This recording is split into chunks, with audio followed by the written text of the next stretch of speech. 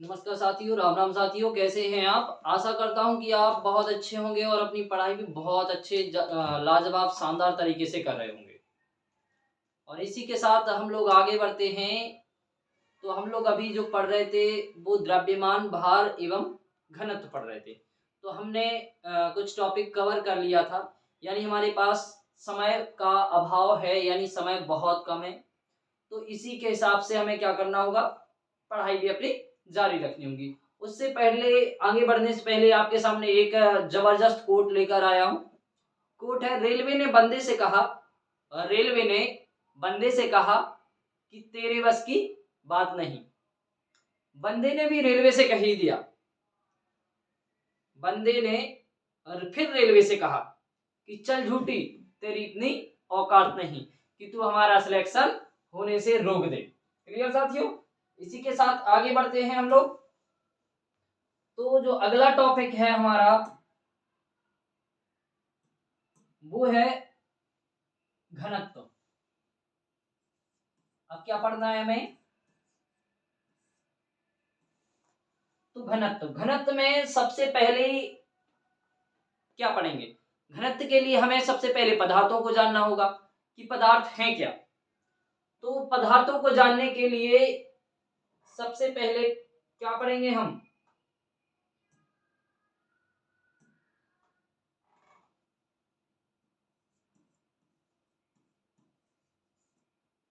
पदार्थ या द्रव्य, जिसे क्या बोलते हैं? मैटर बोलते हैं।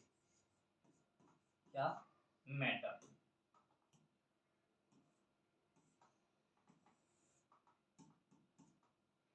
तो देखो मैटर क्या है। सबसे पहले बात आती है मैटर की कि मैटर है क्या। तो देखो मैटर यानी कोई भी वस्तु हो,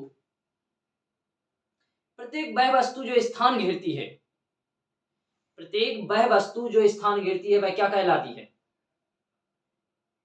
वह आपकी द्रव्य या पदार्थ कहलाती है। तो ऐसा लिख लीजिए।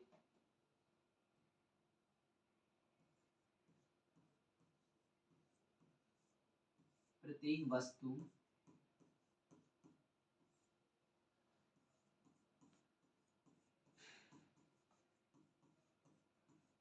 जो स्थान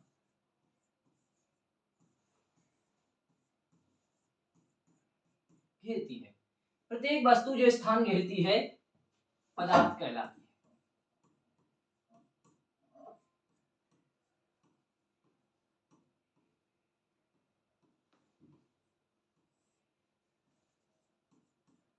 क्या कहलाती है? पदार्थ कहलाती है। इसको दूसरे शब्दों में भी लिखा जा सकता है। दूसरे शब्दों में कैसे लिखा जा सकता है वो देखिए।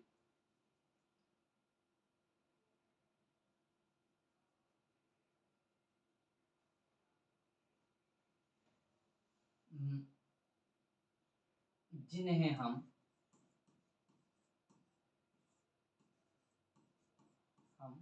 अपनी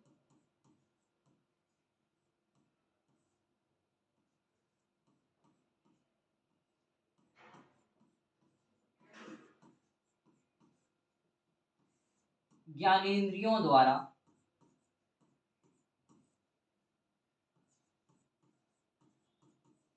महसूस कर सकते हैं,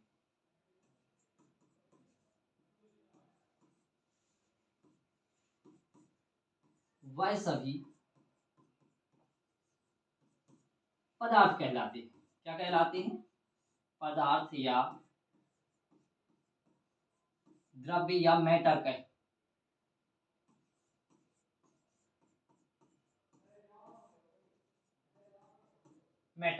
कहलाते हैं। ठीक है।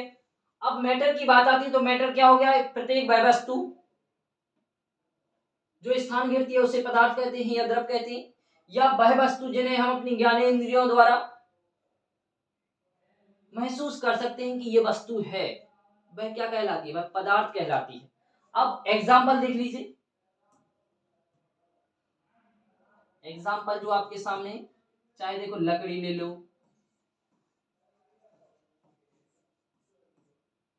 लकड़ी ले लिया, ये वायु ले ली, पत्थर ले लीजिए आप, ये क्या है, ETC। ये आपके एग्जाम्पल हैं, यानी जो आपके क्या कह करते हैं, जिन्हें हम महसूस कर सकते हैं। जल भी हो गया, इसे भी ले सकते हैं आप। तो ये क्या है, आपके पदार्थ है। ठीक है, अब बात आती है पदार्थ की कि पदार्थ कितने प्रकार के होते हैं, या फिर अवस्थाएं, जो पदार्थ की अवस्थाएं रहती हैं वो कितने प्रकार की होती है।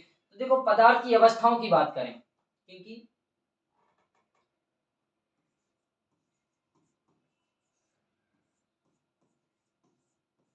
पदार्थ की अवस्थाएं,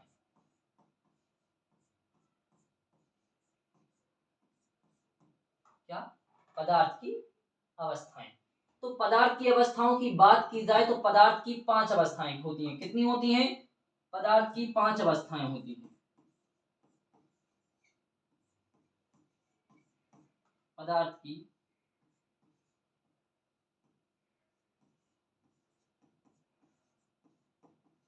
5 अवस्थाएं होती हैं। कितनी होती हैं, 5 अवस्थाएं होती हैं। ठीक है, पदार्थ की कितनी अवस्थाएं हो गई, 5 अवस्थाएं हो गई। अब 5 अवस्थाएं कौन कौन सी हैं वो देख लीजिए। अगर उन 5 अवस्थाओं की बात की जाए तो पहली देखो जो कौन सी है, ठोस। दूसरी है द्रव। तीसरी है गैस। चौथी अवस्था है वो है आपकी प्लाज्मा। और पांचवी है बोस।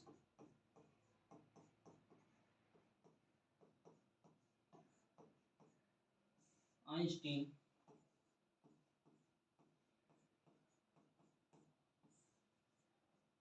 Bose Einstein condenser. ये आपकी क्या है, 5 अवस्थाएं हैं जो अभी तक ज्ञात हुई हैं। अभी तक आपने सिर्फ 3 अवस्थाएं पढ़ी होंगी, कौन कौन सी, ठोस द्रव गैस। कितनी, ठोस द्रव गैस 3 अवस्थाएं पढ़ी होंगी। और बाकी जो 2 अवस्थाएं हैं हम इनके बारे में आज पढ़ने वाले हैं।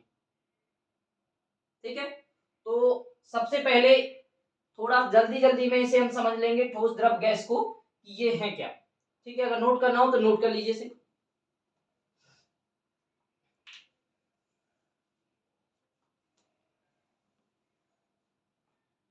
हो गया नोट। अब आगे बढ़ते हैं पहली अवस्था की तरफ। तो देखो, पहली अवस्था जो आपकी है वो कौन सी है, ठोस। इसे हम शॉर्ट बहुत जल्दी समझेंगे, बहुत अच्छे मतलब आसान तरीके से। तो सबसे पहले ठोस क्या कहलाती है, इस अवस्था में आप सीधा लिख सकते हैं, इस अवस्था में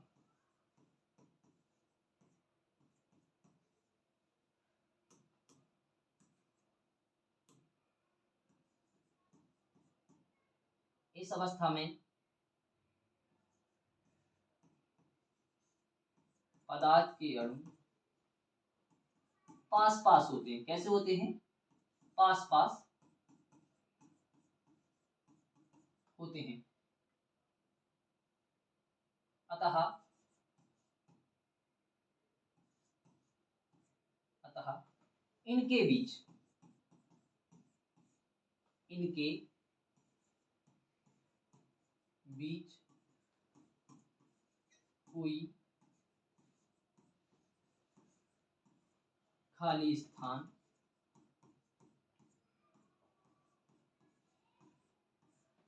नहीं रहता है।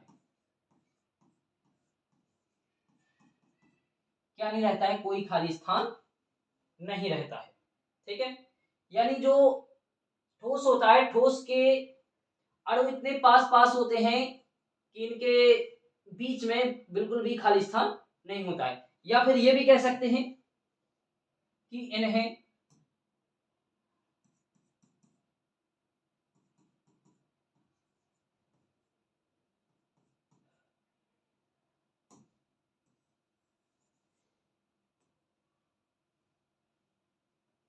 अब देखा जाए, हाँ सॉरी ये क्या है, इन्हें आसानी से,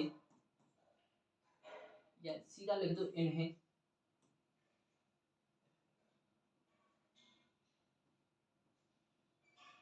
दबाया,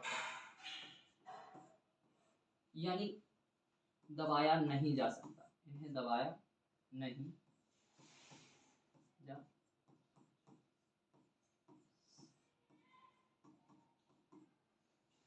यानी क्या है, ये आपका जैसे ये पेन है, ये ठोस है, आप इस पर कितना भी फोर्स लगाइए इसके आकार में कोई परिवर्तन नहीं होगा, यानी जो इसका आकार है वो आपका निश्चित रहेगा। जब आकार निश्चित रहेगा तो यहां ये भी लिखा जा सकता है,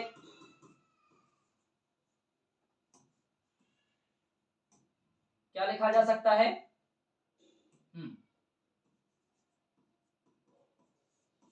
इसका आकार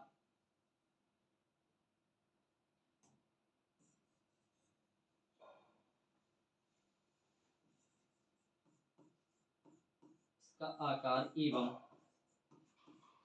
आयतन निश्चित होता है, क्या होता है, निश्चित होता है, ठीक है, यानी आकार व आयतन क्या होता है, निश्चित होता है। क्लियर, नोट कर लीजिए, से नोट करना हो गया। आगे बढ़े अब अगली अवस्था की तरफ, तो अगली अवस्था है द्रव, ठीक है, तो देखो द्रव क्या है,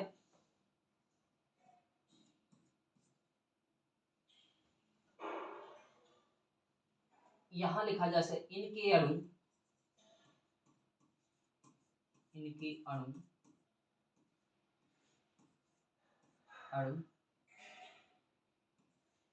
ठोस की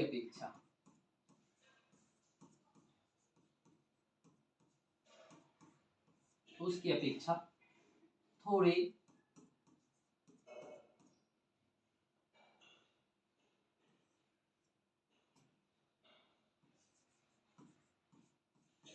दूर दूर होते हैं, क्या होते हैं, इनके अणु ठोस की अपेक्षा थोड़े दूर दूर होते हैं, यानी इनके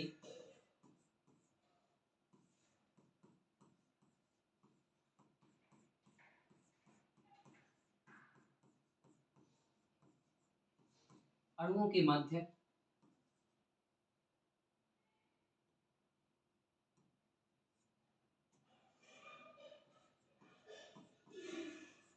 खाली स्थान होता है, ठीक है, जब अणुओं के मध्य खाली स्थान होगा तो इसे आसानी से दबाया जा सकता है, इन्हें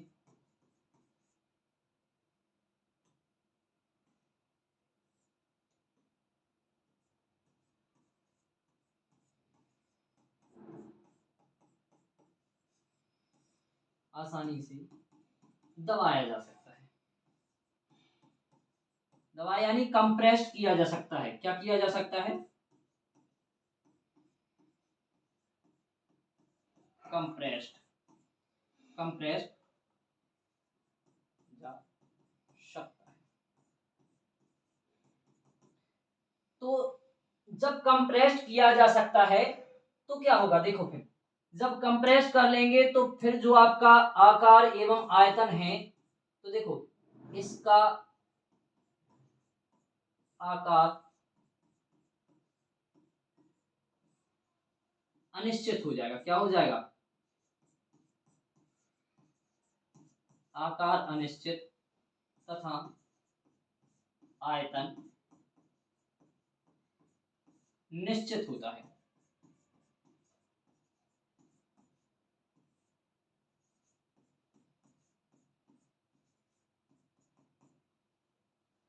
क्या होता है, इनका आकार अनिश्चित होता है तथा आयतन निश्चित होता है।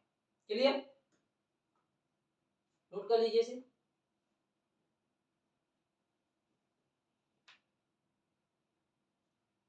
हो गया। अब आगे बढ़ते हैं अगली अवस्था की तरफ। तो जो आपकी अगली अवस्था है वो है क्या? गैस।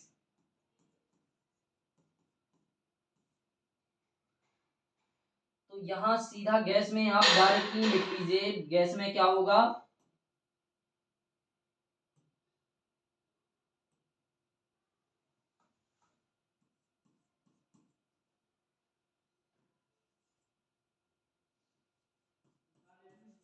इसके अणु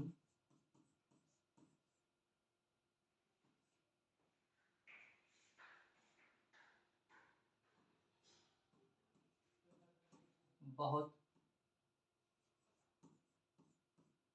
दूर दूर होते हैं, यानी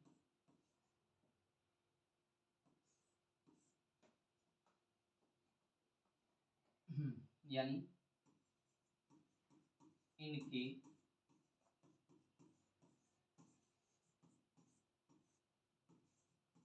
अणुओं के मध्य बहुत खाली स्थान रहता है।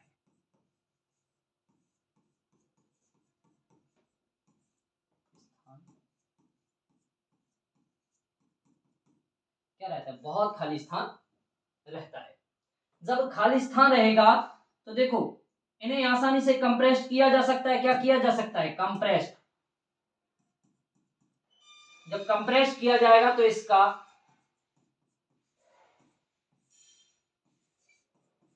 आकार एवं आयतन दोनों अनिश्चित होते हैं। क्या होते हैं?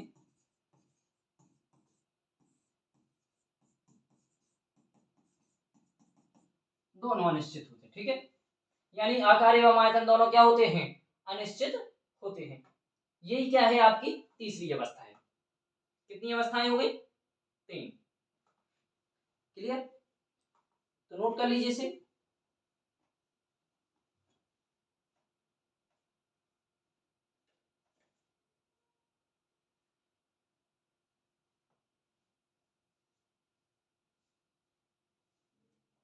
हो गया।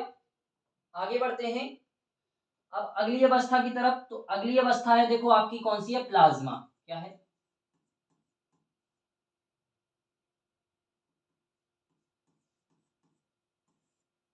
प्लाज्मा।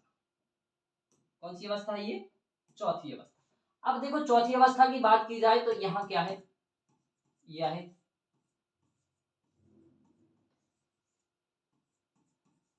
पदार्थ की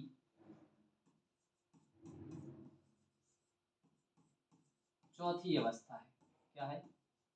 यह पदार्थ की चौथी अवस्था है। ठीक है, ये कौन सी अवस्था होगी? चौथी अवस्था है। और जब चौथी अवस्था है तो देखो इसका देखा जाए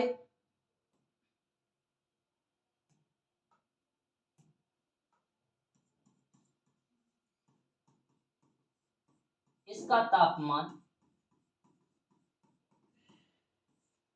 इसका तापमान कितना? डिग्री सेल्सियस होता है। 20,000 डिग्री सेल्सियस। यानी इस अवस्था में जो तापमान रहेगा वो कितना रहेगा? कितना रहेगा आपका? 20,000 डिग्री सेल्सियस। और अगर देखा जाए इस अवस्था में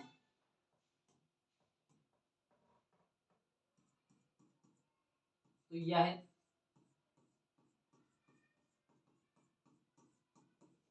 गैसों की आयनीकृत आयनीकृत अवस्था है। कैसी अवस्था है? गैसों की आयनीकृत अवस्था अवस्था है। इस अवस्था में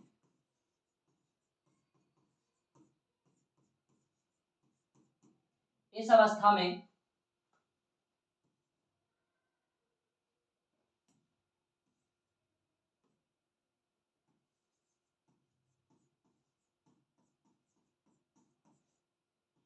धनावेशित आयन तथा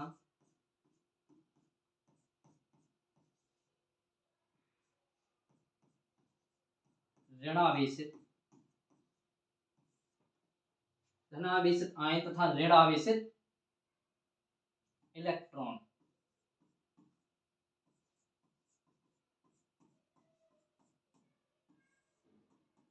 इलेक्ट्रॉनों की संख्या बराबर होती है। क्या होती है? क्या होती है? इस अवस्था में जो ये गैसों की आयनीकृत अवस्था है, इस अवस्था में धनावेशित आयनों तथा ऋणावेशित इलेक्ट्रॉनों की संख्या क्या होती है? दोनों बराबर होती है। ठीक है। अगर और आगे देखा जाए तो ये अवस्था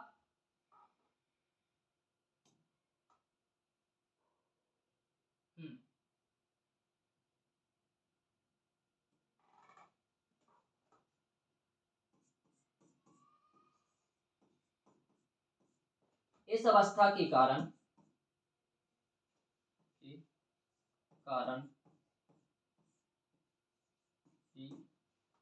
सूर्य तथा तारों की ऊष्मा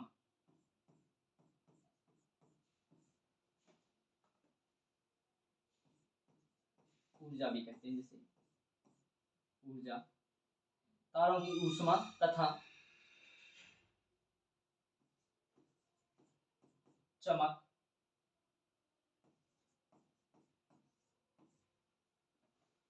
चमक होती है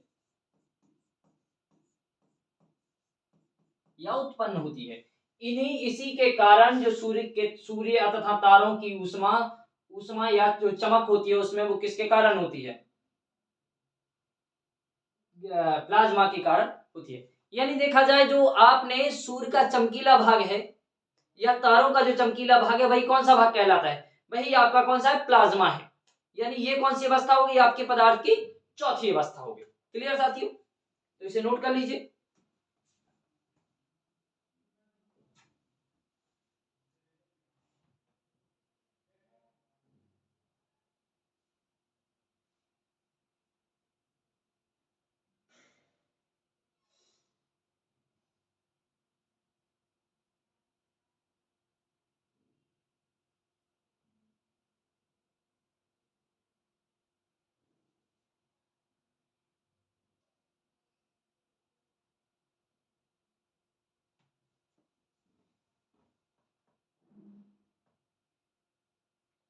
हो गया? आगे बढ़े। अब अगली जो अवस्था की तरफ आते हैं, वो पांचवी अवस्था है। कौन सी? Bose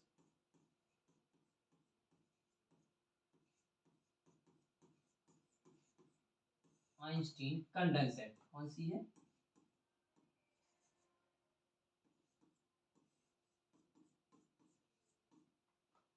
Bose Einstein condensate. ये आपकी कौन सी अवस्था है? ये आपकी पांचवी अवस्था है। किसकी? पदार्थ की पांचवी अवस्था है। ठीक है। तो पदार्थ की पांचवी अवस्था के बारे में देख लें कुछ।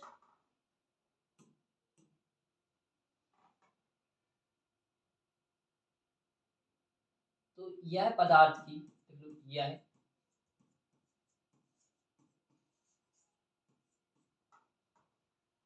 पदार्थ की पांचवी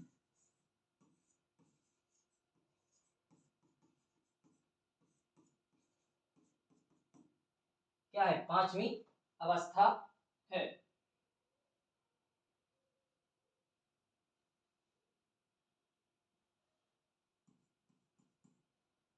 और अगर और देखे जाए इसके पॉइंट्स, तो अगला पॉइंट क्या है?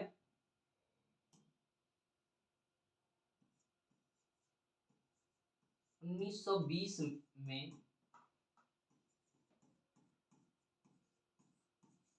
भारतीय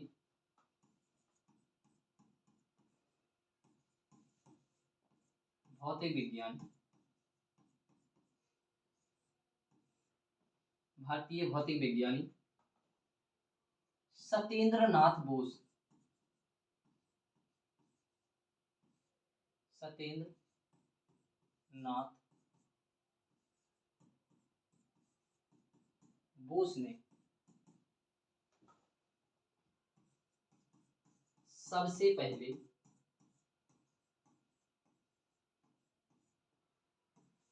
इस अवस्था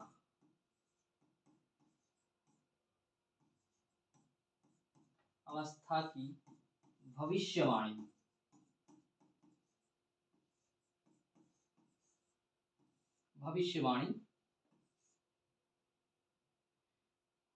की थी। क्या की थी? भविष्यवाणी की थी। अब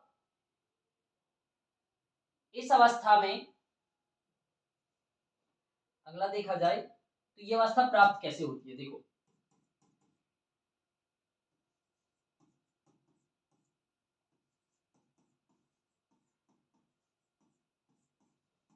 इस अवस्था में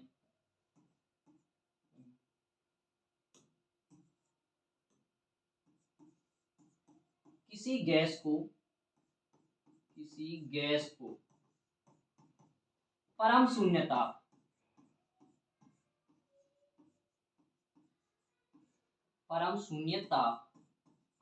ताप यानी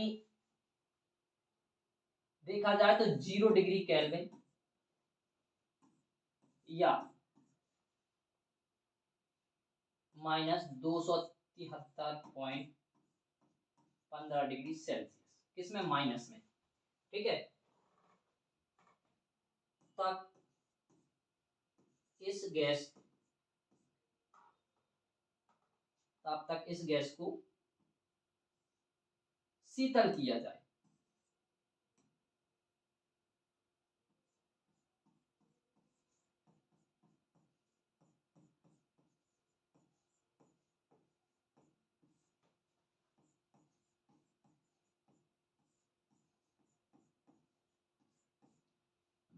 क्या किया जाए? शीतल किया जाए।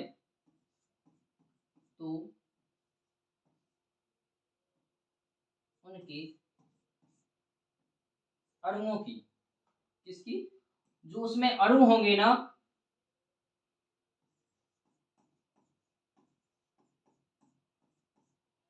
अणुओं की मुक्त ऊर्जा। कौन सी ऊर्जा? मुक्त ऊर्जा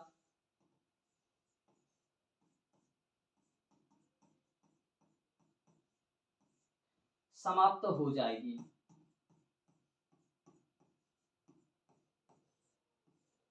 और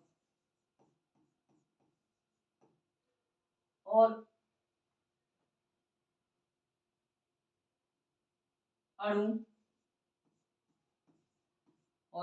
आपस में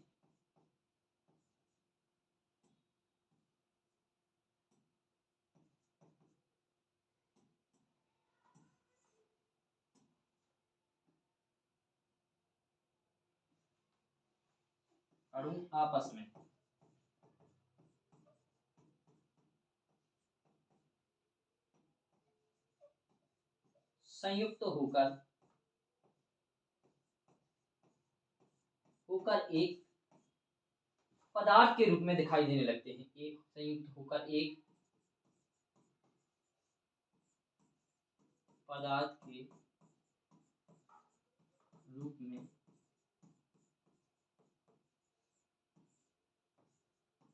दिखाई देने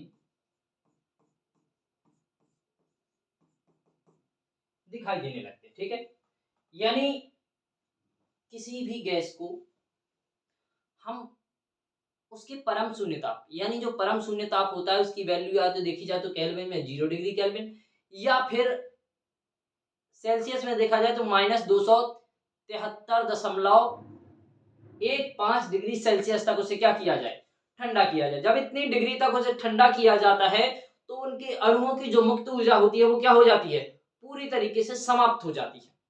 और जब ऊर्जा समाप्त हो जाएगी तो फिर वो अणु एकत्रित यानी संयुक्त होकर एक पदार्थ के रूप में क्या देते हैं? दिखाई देते हैं। और जब उस पदार्थ के रूप में दिखाई देते हैं तो उसी को क्या कहा जाता है? पदार्थ की 5वीं अवस्था कहा जाता है। ठीक है, तो नोट कर लीजिए इसे।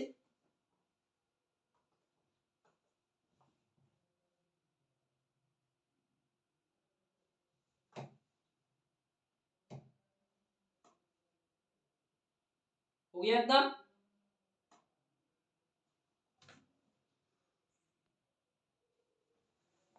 नोट हो गया आपका। तो देखो ये दाब के सॉरी पदार्थ की जो जितनी अवस्थाएं थी हमने वो क्या कर ली हैं, कंप्लीट कर ली हैं। अब जो आपकी रह गई है ना वो आपके यानी पदार्थ के कुछ गुण रह गए, यानी जो सामान्य गुण होते हैं जैसे दाब, ताप, घनत्व, ये क्या होते हैं, ये सारे हम अगली क्लास में कंप्लीट करेंगे। और फिर मेरा आपसे यही बार बार कहना है कि देखिए टाइम बहुत कम है, रेलवे ने अगर टाइम दे दिया तो 99% आपका एग्जाम होना तय है कि 19 मार्च को आपका क्या होगा, एग्जाम होगा ही होगा, यानी नियत डेट पर एग्जाम होगा। क्योंकि रिजल्ट भी आ गए हैं और स्कोर कार्ड सब कुछ क्लियर हो गया है, तो समझिए आपका एग्जाम बहुत जल्द है। और फिर मैं आपसे बार बार कह रहा हूं कि अपनी पढ़ाई जारी रखिए। ठीक है, जय हिंद साथियों।